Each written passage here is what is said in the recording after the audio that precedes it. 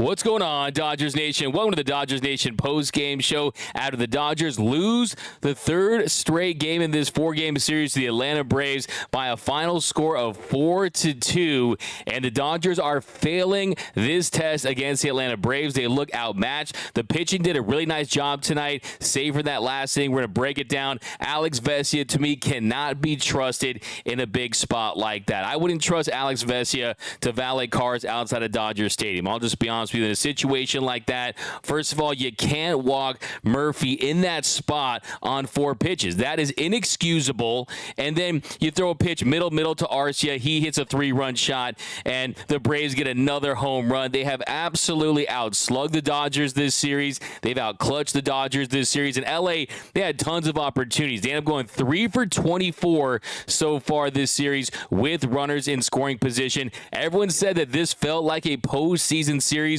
Well, it's feeling like the postseason last year for the Dodgers. They're not getting clutch base hits when they need them. Their pitching has been okay at times, other times not. Julio Urias, he didn't answer the bell yesterday. I thought Emmett Sheehan did a fine job today. I love the way he was challenging hitters in the zone. He had the changeup, he had the slider working. I think he did a great job. He gave the bomb to Acuna Jr. there in the third inning, the hardest hit ball of the year, 121 miles per hour, but did a really nice job bouncing back, struck out Olsen after giving up that single to Ozzie Albies. And I think he really did his job. He had 6 strikeouts, 3 walks in 4 innings. Then Shelby Miller, he looked really good, had 2 punch-outs. Brazier, he did his thing as he always does. He gives him a good scoreless innings. Brusdar Graterol, he pitched well. Evan Phillips, he goes an inning and 2/3. And Alex Vesia, he goes an inning and a third, and he blows it. 22 pitches for Vesia, just 11 strikes. Alex Vesia is not it. Okay, I will tell you, you cannot trust a guy with that level of command. I mean, he's wilder than a frat party during rush week, right? You just cannot trust a guy with that level of command in a big spot like that. I mean, when he's on, it's great. When he's working the edges, it's great. Changing eye levels, working up with the zone. Yeah, there are times where he does look serviceable, but to me, in a big spot in the postseason, I just do not trust Alex Vesia. To me, he is not a part of this trust tree. And look, you look at where the Dodgers were at and who they had available. And look, you didn't have any right-handers available. So I get it. I understand. I mean, Varland, he went 2 innings last night through 39 pitches. All that was left was Caleb Ferguson and Victor Gonzalez. But yeah, I mean, both those guys in that spot, you're probably not going to feel that great about any of them, but just goes to show that the Dodgers, they definitely have a weakness when it comes to having a left-handed arm that you can truly trust. But let me get your big takeaways. What is your biggest takeaway? What is the number one reason why the Dodgers lost in this series? And does this series change how you feel about LA as far as the ride they were on? I mean, they had such a dominant month of August, and you look at how much success they had. It was really a historic August for this Dodgers team. And, yeah, I mean, you look at, I kind of miss that August Dodgers team, right? I mean, that Dodgers team was winning games. Competition wasn't always the best, but still, I mean, this Braves team, I think they've sent a message. I think you look at where this Dodgers team is right now, and yeah, I think it's going to be very interesting to see if they can salvage this tomorrow with Bobby Miller on the mound. But we have more takeaways. We're going to break down this entire game here on the Dodgers Nation post-game show. I'm still looking for those Michelada half-full takes, as we always do anytime it's a tough loss. We try to look at the Michelada half-full. And if you got a Michelada half-full take, drop that down below. We got Fire Roberts. What the hell is he thinking from DKM?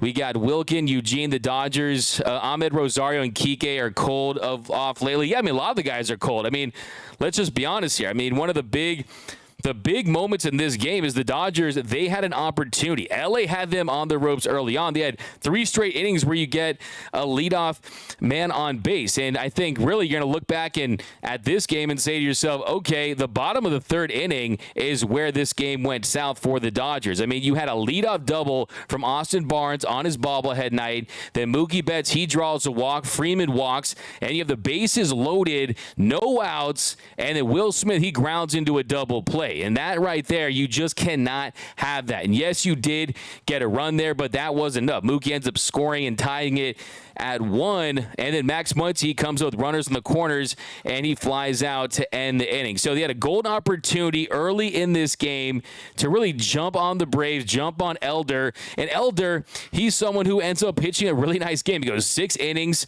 allowed 5 hits, just 1 earned run, 4 strikeouts, and 4 walks. Dodgers did not take advantage of those walks. And unfortunately, this series, they just have not gotten it done offensively. And Freddie Freeman hasn't had a big series. Mookie had the big 2-home run game early on. And unfortunately, Acuna has just kind of outplayed him at this point. When you look at the success he's had, I mean, he hit another home run tonight. He had the grand slam in the first game. And tonight, Acuna goes 1 for 5. But Mookie ends up going 0 for 4, had 3 strikeouts. I think Mookie's out there trying to help this team. We know that this team goes as Mookie goes. That's something that we learned, not just from this series, but we've learned from his time with the Dodgers. I mean, if you look at the Dodgers record, when he scores a run, it's night and day different when he doesn't. I mean, this team goes as Mookie goes, and typically he's the guy that has a great awareness of the strike zone. He is not going to chase, but today was a different story. You saw multiple instances of him either taking strike 3, chasing pitches out of the zone. It was very uncharacteristic from Marcus Lynn Betts, a guy who heading into this series was right there for the MVP. I still think he can win MVP. I don't think that 3 or 4 games against a Braves team, especially when you consider the first game he had a 2-home run game, should eliminate him or anything like that. I think this MVP race is going to go down to the wire. But one thing we learned from this series, the first thing I want to bring up is that this Braves team, from a pitching standpoint, from a hitting standpoint, they look like they're on another tier than the Dodgers right now. Let's just be honest about this. If you guys want sugar-coated stuff, turn to Sportsnet LA or something like that, where they're going to completely spin this for the Dodgers. You're not going to get that here. I'm trying to give you guys the truth, right? The rough, rugged, and raw here on the Dodgers Nation postgame show. And the reality is, yesterday, Julio Urias, he couldn't handle that Braves lineup. You saw the first game, Lance Lynn, he could have handled his Braves lineup. Today, I think the ultimate Michelada half-full take is that you held this Braves lineup to 1 run through 9 innings. And really, for the most part, the bullpen has done a nice job against his Braves team. I mean, Emmett Sheehan, Shelby Miller, Ryan Brazier, Bruce Dargrado, Evan Phillips, he's looking as elite as ever. They did their job. And Alex Vesia, I mean, an up-down for him, maybe not the best situation, and we saw what happened. You cannot walk a guy. Walks kill. Walks will kill you, and yes, you had first base open. I understand that, but Sean Murphy is someone that you really have to go out there and attack him. I mean, the lack of concentration, the lack of focus from Alex Vesia in that situation is utterly unacceptable. I mean, if you can't execute a pitch there against the Braves to at least get 1 strike, I mean, 4 straight balls in that situation, no way. Wilder than a frat party during rush week. Wouldn't trust him to Valley Park Cards outside of Dodger Stadium with that approach and that feel right there. And then I think you look at this Dodgers team, the opportunities they had, we're going to get into that. But I've been kind of going off here, so I want to definitely get to your comments. Does this change how you feel about the Dodgers after this series? Do you think that this Braves team, who's going to be the first team in big league history, I mean, you talk about some of those great offenses, the Indians of the mid-'90s, the Yankees, the Murderers Row Yankees, all those teams, right? I mean, those are teams that didn't slug 500. This team is going to slug 500. They're probably going to pass the 2019 Twins and hit over 307 home runs, which is the current big league record. You have 7 guys that have 20 home runs or more. And I think for me, what really stands out is the quality towards the bottom of their lineup. And you've seen it this series. Look at Arcia, the guy who hits the 3-run home run. He was batting right there towards the bottom of that lineup, and that is the quality that they get, and we know what they're going to get from the top guys. Even Algie Albies, he goes 2 for 4 tonight. But for the most part, this Braves team, they go 5 for 33. I mean, if you can't beat this Braves team when they go 5 for 33, and you just scored 2 runs and just not even against their ace, I think it's tough sledding for this Dodgers team. I'm telling you, man, hopefully this is not a harbinger of bad things to come. But another takeaway you need to know is JD Martinez. This team needs a healthy JD Martinez back. JD Martinez is absolutely essential to this team. They need him to be back in this lineup. And I think with JD Martinez, he's someone that's just so important to this team, and he's going to be on his way back. We're probably going to see him in the Dodgers' next road trip, and he's going to be in there. And I think if you look at JD, he's someone who saw the other day when I was at the game yesterday. He's in the cage. He's looking good. He got his hair cut. He looks like he's ready to roll, but this team desperately needs him in that lineup. We got Nando 390. Dodgers are good because the NL West is trash. We got this is trash. The Dodgers bullying everyone else, but they took on a team their own size and lost. They took their hearts off. Muncy failed to show up. Where do you work and get paid without showing up? That's from Jesus Morales. That's a fun take for sure. We got By the way, if you haven't yet, even though the Dodgers lost, definitely hit that like button, guys. It helps out the show for sure. And this is your show. I'm just hosting the Dodgers Nation post-game show. So definitely do that. If this is your first time watching the show, be sure to hit that subscribe button, hit that notification bell.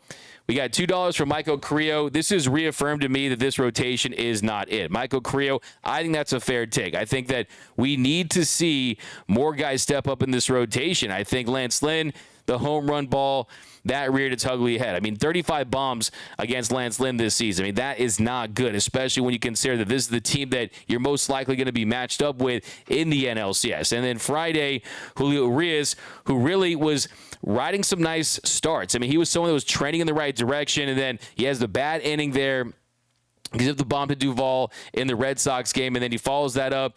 And just the command in the zone for Julio yesterday, the velocity down, the command on the slurve. I mean, he's leaving too many pitches middle. And the reality is Julio Urias, from a velocity standpoint, from a pure stuff standpoint, is a guy that cannot get away with mistakes. His stuff is not good enough. It's not fast enough. Doesn't play up enough, especially against talented hitters like this Braves team. So I think that absolutely, Michael Carrillo, is a big takeaway there. That's definitely a big takeaway. So I'm going to give that a big takeaway for sure. That a comment of the game right there, presented by our friends over at Hornitos. By the way, you are home with Dodgers Nation and Jim B. But 1 for 10 with runners in scoring position, 10 men left on base. And it wasn't just in that third inning. I mean, bottom of the second, leadoff double for David Peralta. He was one of the few Dodgers that had a good game tonight. David Peralta, he ends up going 2 for 3, the only Dodger with multiple hits tonight. And bottom of the second, leadoff double for Peralta. And Hayward struck out looking. Outman flied to short. Outman flied out, and then Rojas, he lined out, so couldn't take advantage. And top of the third inning, we talked about the home run there by Ronald Acuna Jr. And, yeah, like I said, I want to give credit. I want to shine a little light on Emmett Sheehan, who I'm going to give my Dodge dog of the game, because I think you give up that home run there, and we've seen young pitchers, the wheels can fall off very quickly. You can turn off the road, you just go smash right into a ditch, and your night's over. But no, he ends up giving up the single to Albies, then he bounces back, and he strikes out Riley with the fastball away, strikes out Olsen with a changeup away. So I think he was composed out there. I was really impressed going up against his Braves lineup, and you know that he was out there and competing. So, hey, you can live with that. I don't care if it was 121 miles per hour. It's an absolute piss missile. I mean, the guy got all of it. I mean, that baseball had a family, okay? Ronald Acuna Jr., I don't appreciate that, but it's a solo shot, and I think he did a really nice job bouncing back, and I do want to give him some credit for that, because I will die on this hill. I think when you look at his explosive fastball, I would strongly consider using Emmett Sheehan in the postseason. I do think when you evaluate all these guys, we'll see who comes back, but I think that is the kind of fastball that plays up in the postseason. With the spin, with the run he has on it, I'm definitely big on Emmett Sheehan. I definitely think that he's someone that showed me something tonight in spite of this loss. I mean, I think he did a really nice job. But D-Mac's father, what up, Pops? He says, this Braves team is insane. Sorry to say this team is playing for the World Series. Yeah, I mean, it's tough not to take that away from this series. I mean, this Braves team has been as advertised. You've seen the home runs, and really the home runs, it's the reason why they won the first game, right? It's the reason why they won the second game. It's the reason why they won tonight. And this Braves team, more than 50% of their runs come via that home run ball. And, hey, they also have other guys that can put the ball in play, and they're dynamic. You look at the bottom of that lineup, they're ferocious, 7, 8, 9. They lead in almost every single category, batting average, OPS, whatever metric you want to look at. Also, this team, lefties and righties, they have the top OPS versus both. So you got the righties in there, you got the Olsens, you got the Rileys. I mean, this lineup is absolutely ferocious. It's tough to navigate. There's really no breathing room, but the reality is this Dodgers team, they did it through 9 innings, and it was Alex Vesia who unfortunately just could not get the job done. Obviously, I think this falls more so on this Dodgers offense, who this series, like I said, 3 for 24 with runners in scoring position. If you squint, you really almost feel like you're watching the NLDS all over. You just cannot get that big hit. Like I said, we need JD Martinez. The Dodgers, I don't know how you guys feel about saying we when you're referring to the team that you support. Some people are into it, some people are not. For me, I feel like I'm the 27th man. I'm on the Dodgers, okay? So, yeah, but they need JD Martinez back, and umpiring wasn't great, but yeah, absolutely. So, update on JD Martinez. By the way, JD Martinez is going to travel to Arizona on Sunday. He's going to be taking swings at Camelback Ranch on Monday. Then he's going to go to Texas, and he's going to join the OKC Dodgers, and he's going to be a part of their series against Sugarland. So it's going to be a very short rehab assignment for JD Martinez, but he's going to be back with the Dodgers in Washington when they take on the Nationals next weekend. So the good news is he's on the mend. He's going to be back, and hopefully he can really find his rhythm and get hot heading into the postseason. But this team needs him. He is sorely missed. John Bleeds and Bluth, I appreciate that. $5 on the super chat. That's going towards the Ohtani fund. Agree with Ricky. Thank goodness for D-Mac. Hey, Emar, appreciate you. Thank goodness for all you guys. I don't know what I would do without you guys after a tough loss. Letting off some steam, because I was hoping that you get out of this series and maybe you're 2-3 games back of the Braves and Mookie's building more MVP momentum. And at the very least, you're telling yourself that, hey, if these two teams meet up, you can feel pretty confident. And really the biggest takeaway from this series is Julio Urias pitched bad. And this Dodgers offense, I think the big question I have when I'm evaluating this Dodgers team is, how do they hit against elite pitching? How do they hit against better pitching? And how do they pitch against better hitting? So far, for the most part, save for the bright spots from the bullpen, they have failed that test from two of their key starters. They're going to be a part of their postseason rotation in Lance Lynn and Julio Urias. The Dodgers offense, Colton Wong, that was beautiful. 3-run home run last night. But Freddie Freeman, he has not played well. He has not hit well. Mookie, save for the first game, has not looked like the MVP. I don't know, says Will Smith ain't even trying. That's a burn. And look, that cannot, I know that I don't want to be too hard on myself and talk about my doppelganger Will Smith, but the reality is Will Smith, it's almost like Will Smith after he slapped Chris Rock. He just disappeared for a while. We didn't know what happened to Will Smith. He wasn't in movies, wasn't in TV shows or commercials. What happened to Will Smith? Why he tried to see what's going on with his career. Since the All-Star break, Will Smith, if you look at his production, he has fallen off a cliff. I mean, Will Smith has 712 OPS. He did get an infield single late in this game, which is definitely a good sign. 4 home runs since the All-Star break. So that OPS is down to 712. Now, just for a little context, it's 712 after the All-Star break. Before the All-Star break, it was at 890.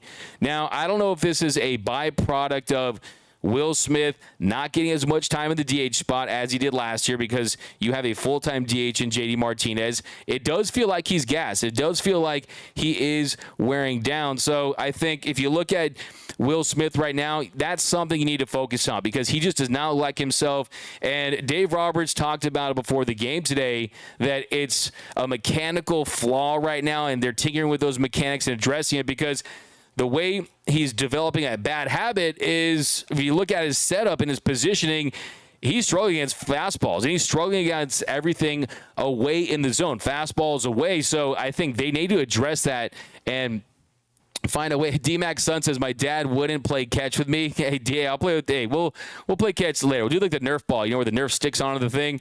Why was he told not to walk Acuna? That's from Nels. Yeah, I mean, that's interesting for sure. I think that's something where you're early enough in the game where you're going to be fine that situation. Can it be August again? Yeah, I missed those August Los Angeles Dodgers. That August Dodgers team was special, but I think, hey, look, we've seen this movie before. I mean, cool, it's fun, it's great. Yeah, we can win all these games in certain months, but hey, let's try to win in the month of, Dodgers go 24-5 in August, and yeah, that was historic. 24-5, that's insane. That was one short of the MLB record, but still, you're Dodgers fans. You don't play for August. You play for October, and like I said, this series, I'm not going to say you have to recalibrate your expectations. I think this team right now is a team that should get out of the NLDS. I'm confident in saying that.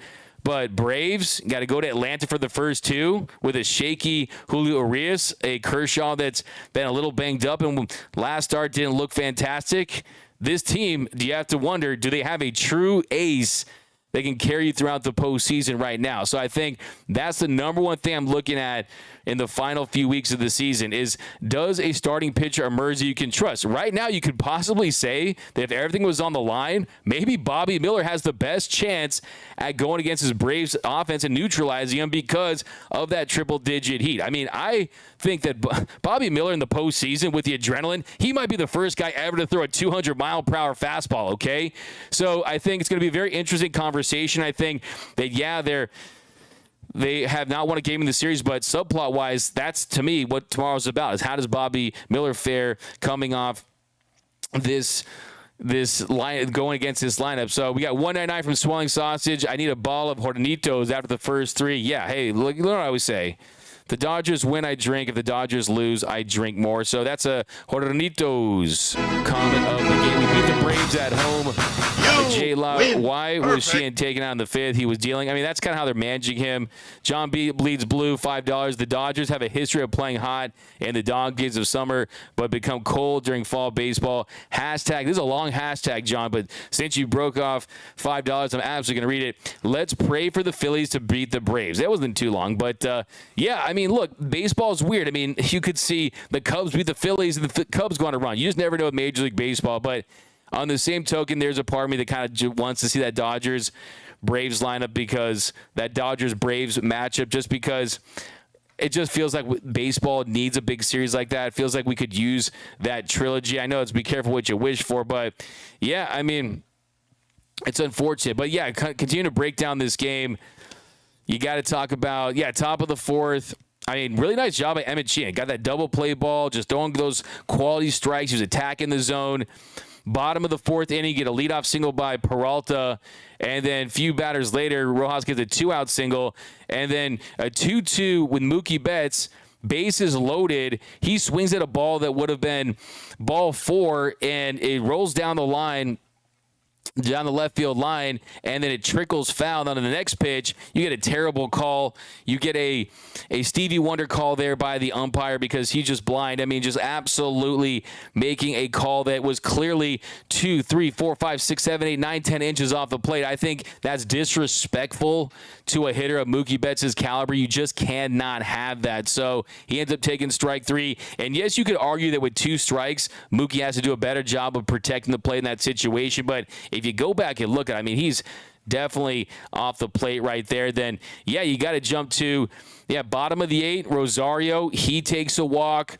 He steals second. Then they walk Kike Hernandez. And then James Alvin, he strikes out on a breaking ball away from A.J. Minter. Really nice pitch right there, and that ends the threat. So not a great night for James Alvin at the plate. And then top of the 10th inning, Ozuna, he pops out, runners on second, and that goes for the first out. Then Rosario, he hits a lazy fly ball to Mookie Betts, and a really great job for Mookie to unleash and make sure that no one tags up. So you saw him flash the cannon there. And then he walks Murphy on 4 pitches. I've talked about that ad nauseum already, but that's inexcusable. The concentration, the focus. You had to go out there and find a way to throw strikes. And then Arcia first pitch, 3-run bomb. And if you look at that pitch, it's right down Broadway. Middle. He crushes it. That puts the Braves up 4-1. Bottom of the 10th, Will Smith gets a 1-out infield single. Runners on the corners.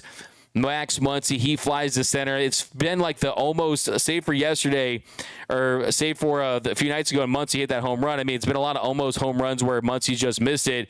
And then Mookie, he scores there, but Rosario ends up striking out to end the game. So, yeah, I mean, look, should Vesia have been in there to give up the walk and the bomb? I mean, yeah, I mean, there was no one really left. I mean, Vesia, he got Matt Olson to pop out to end the 9th inning, and he gets the first 2 batters in the 10th. Then he walked to Sean Murphy. I will say, in Vesia's defense, I mean, Sean Murphy, he snapped a streak there of 19 straight Braves that were retired by Dodgers pitchers. So that's how well the Dodgers pitched this game. They had retired 19 straight batters going all the way back to the 4th inning. So they did a really nice job. And then, yeah, I mean, he absolutely obliterates that ball. And like I said, I'm looking at it right here, and that's just middle, man. I mean, you cannot tee it up any better than that for a big league hitter. He got all of it. It's 10 rows deep in the pavilion. And, yeah, I mean, go-ahead 3-run home run right there. And, yeah, the Dodgers bullpen this series, they had been outstanding. That's definitely one of the Mitch Lotta half-full takes right there. This series, going into that 10th inning, the Dodgers bullpen had allowed just 2 runs, 1 earned in 13 2/3 innings of work. So they had a ton of success against his potent Braves lineup. It's just the starting pitching in the first 2 games that did not answer the bell. And I think Sheehan gives it the 1 run in 4 innings. You'll live with that. So, yeah, I mean, it was definitely an unfortunate game, and really what it came down to is Doc only had 2 options, man. I mean, you had Vesia that could stay in the game, or you get a Caleb Ferguson and Victor Gonzalez. At that point, you got to pick your poison. It's kind of the battle of mid into it in a sense there, but yeah, I mean, Vesia's already in the game, and I guess you just kind of roll with it. But still, I mean, I think the other big takeaway here is the Dodgers, they need their pieces back, man. You need Joe Kelly back. You need Yency Almonte back. And Joe Kelly, I was at the game, got some little info on him that he is definitely on the way back. I mean, he's got that forearm, that elbow inflammation. He's going to need a rehab assignment, though, before he makes it all the way back. I mean, Michael Grove, he's supposed to pitch for OKC at some point at the beginning of next week, and Dave Roberts said that Michael Grove is someone who is definitely going to fit in and factor into this bullpen in the National Series. So he said that before the game. So, yeah, I mean, look, this current Dodgers bullpen isn't the Dodgers bullpen that you're going to see. And in most cases, you would have had another option, another right-handed option. But with the injuries as it stands, they just didn't have it. So I think knowing that, that's when you have to put this loss on this Dodgers offense that just wasn't able to get it done. But, yeah, I want to give a lot of credit to who's your Dodger dog of the game. But, yeah, let's do some more takes right here because, yeah, I know you guys are popping off down here in the comment section. Then we'll let you guys enjoy the rest of your Saturday night here. We'll be back with you guys tomorrow. Braves 2020 was a joke. Yes, we got D-Mac's son, LOL. We got not banged up Kershaw, LOL. That's right, D-Mac. What up, Angel over there? We got Victor Banos. We missed Joe Kelly to pitch inside to Cunha. There you go. That's a fire take. Fire take. We got Anthony Keene. Braves losing to the Phillies in the ALDS. You heard it here first. Okay, that's a comment of the game from Anthony Keene. Trusting, I mean, look, with the Phillies, when you have a high-velocity bullpen and a top-heavy rotation and dangerous hitters, by the way, Trey Turner, say what you want about Trey Turner, OPS over 1,000 in the month of August, and he's been hotter than the devil's armpit. So, yeah, that team, it feels like they're going to peak at the right time. So, not a totally outrageous take, especially when we saw it last year. We got Mickey Mouse failures. I don't know. My super chat question. What up, Devin? I'm in no confident right now. I'm sad you're not confident. You said, come on, K-Shaw will step up. That's from Angel. D-Mac, my son, D-Mac could hit better than Will Smith. That's a fire take. D-Mac, we love this honest opinion you give on your channel. Very professionally done. Thank you, Anthony Ferguson over on YouTube. Appreciate all your guys' takes as well. That Nando 390. I read it, but I'm not going to read it, okay? Nando, you're the reason why I made the bruh button. You're the best, though, my man. D-Mac, could you imagine the Cubs win all? We got Hugo Dominguez. The good thing about the humbling loss is it takes the attention away from the Dodgers. They're terrible under pressure. That's an interesting take. I just think, really, you talk matchup, you talk the intangibles. I think at the end of the day, really, it just comes down to matchups and how these players are currently faring. I mean, when you have as hot of an August as Mookie Betts had, Mookie Betts was insane in August. Literally one of the best stretches we have ever seen. You're not going to sustain that. I mean, you're going to come down to earth to some extent, and we saw it. Mookie had literally in August, Mookie had a 3 F4, okay? A 3 F4 in August alone. I mean, he was ridiculous. He had 51 hits in August. That's the most hits in a month in Dodgers history. So he was unbelievable. He had 455. He had 51 hits, had 11 home runs. I mean, he was just the third player since 1900 to have a 450 average with 50 hits and 10 home runs in a single month, joining, I don't know, some guys named Babe Ruth and Lou Gehrig. Okay, so at some point, you're going to come down from that, and really it's just about getting somewhere near that as we enter the postseason run. So, yeah, and tonight, though, like I said, one of my big takeaways, another big takeaway I have tonight, third big takeaway is Mookie was pressing. He definitely was pressing. So, 1, starting pitching first 2 games hasn't been great. It's led to the losses. 2, the Braves home run is real. They're absolutely dangerous. 3, Mookie pressing tonight. 4, need the bullpen we're going to get back when we air in the postseason. Guys like Joe Caliente, who knows who else will return. Some of these other injured guys. Will Walker Buehler be a part of the bullpen? Will Daniel Hudson? So, I mean, this bullpen is definitely going to have to take shape, and this is not the bullpen that we're going to see. And still, like I said earlier, before that 10th inning, the Dodgers pen had gone 13 2/3 innings. They had retired 19 straight Braves at one point during this game. So they, for the most part, have pitched very well. And then also 5, JD Martinez. Need him back in a big way. But let's keep reading those chats, and we'll let you guys go. We're going to do a quick show tonight because we're going to be back tomorrow. Had Braves money line. That's from Eli Lopez. Fire take. We got Don't Talk Ish about my Dodgers brother. Z got rep. We got Austin Barnes bobblehead can hit better than Barnes. Nando. Hey, man, he hit a double tonight, man. Come on now. He's a hitting machine. We got the Braves are good, but none of these games have been blowouts. Glass half full. Okay, guy 1. There's your glass half full. Mitchell half full take. I like that. Yeah, and that's a great point. I mean, they could have won tonight. They could easily won tonight. They pitched well enough to win tonight. They just didn't execute well enough on offense. And on Thursday, they came all the way back. They almost won. I mean, Max Muncy, that changeup, if you got more of the bat, I mean, talking about just a couple centimeters, a little to the left or right, you're talking about a 3-run shot there. So, yeah, I mean, that's definitely the way to put it. Yesterday really was the one that was just out of reach, and you saw that. What up, David Sabatini, rocking with us from New York City, or New York. I'm not sure where in New York. Let me know. But this series has been a 1-800-LMAO. That's from Ethan over on YouTube. Bruh. That's a bruh. That's actually a finish. I don't know. Just pushing buttons at this point. Remember when the season started, it was supposed to be the Mets and Padres playing the role for the Dodgers and Braves. MLB is very cruel. That's from Mr. Seabat. Yeah, it's great. I mean, still, when you kind of reflect and you put the season into perspective, it does kind of feel like they're playing with house money based on the expectations. But you guys are knowers of ball, and you know how much talent was already on this roster. And look, I mean, when you have a payroll like the Dodgers have, it's tough to kind of paint the narrative that they're this underdog little engine that could type franchise. You got Lucas DMAC. You think it's time to slow down on the reclamation project and start committing to studs? I think Lucas Benitez, you want a combination of both. I think it's a fantastic question, Lucas, over on YouTube. I think you want a combination of both because the reason they get these reclamation projects is because if you go to any MLB circle out there, if you go to any franchise out there, if you go to agent circles, player circles, they know that when you join the Dodgers, that they're going to get to the bottom of your struggles. They're going to put action into your mechanics, and they're going to try different things to get you back on track. It's not like they're just going to trade for a player and say, okay, hopefully a change of scenery and you figure things out. No, there's a plan in place. There's analytics. There's iPads and video study and reviews, and it's so in-depth with this organization. Just look at Colton Wong. Colton Wong has already said that they helped him with some mechanical stuff. This season, look at JD Martinez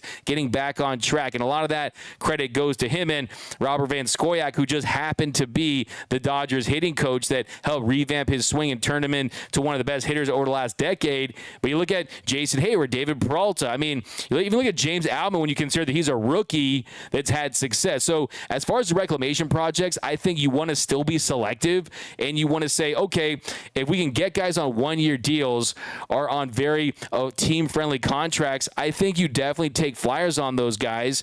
But you do that knowing that if you take some off from them, then you're going to pour that money into a premium player at a premium position. So I think it's a way to supplement this roster, and that they develop such an organization that can do that, that I still think you do it. You're not going to bat 1,000. Just ask Noah Syndergaard, Thor the Thud. But still, I do think that you just have to be selective. I think ideally you get your young players continue to emerge, and you hope that they figure some things out, and then you make great free agent signings. The reality is, for the most part, Freddie Freeman, Mookie Betts, I mean, for the most part, this team has made really elite free agent signings. I think Chris Taylor, as much as I love the guy, 4 years, $60 million, still a below average bat at the end of the day. But, yeah, a couple more here we got with Fire Roberts. Who cares about the power rankings? How did that work next year? Amen, Roy Estrada. ESPN should have shown Philly Brew Crew Why show Judge and bums versus the Astros? Yeah, I mean, I can't believe this game hasn't been flexed. Diane Schroeder, what up, Diane? Yeah, I agree, but I don't know if I trust them in the playoffs, but we have no choice. Yeah, we have no choice, man. I'm ready to get hurt again. I don't like the words of the great Michael Scott from The Office.